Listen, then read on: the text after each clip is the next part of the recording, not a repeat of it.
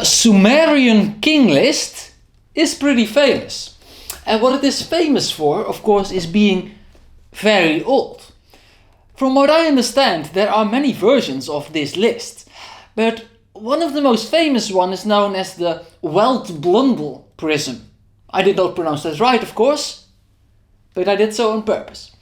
Our trusted and infinitely reliable Wikipedia provides us with a translation.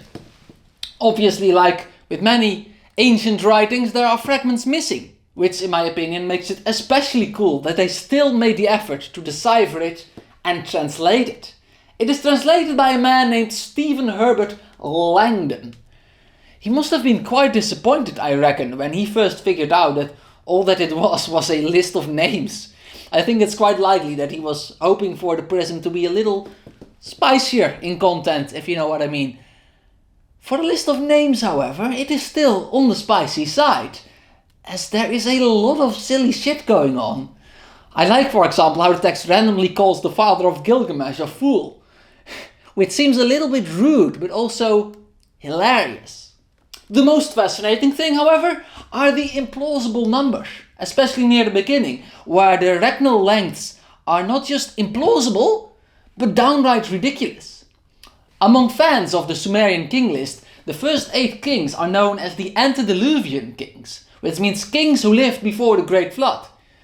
These kings would reign for literally tens of thousands of years. Clearly, this warrants a degree of skepticism.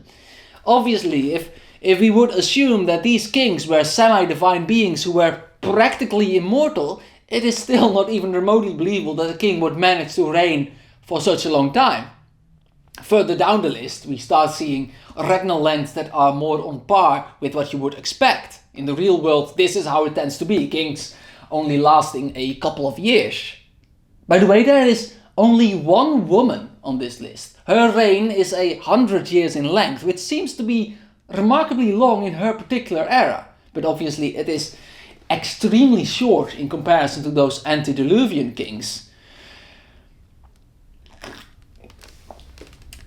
Here is my theory as to why these kings are reported to have ruled for so long. It is because the people who made this list hated how unstable their fucking kingdom was half of the time. Exemplified perfectly by this bit. Who was king? Who was not king? Igigi king. Imi king. Nani king. Alulu king. 3 years they reigned.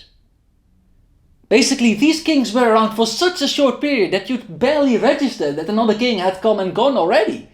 Who was king? Who was not king? What does it even mean to be a king anymore when you're only going to be around for less than a year?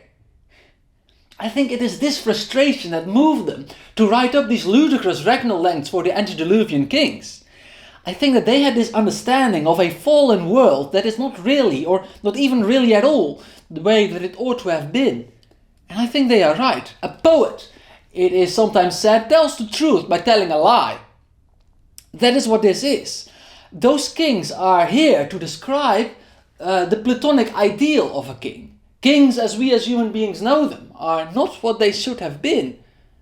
That, I think, is the message of the Sumerian king list.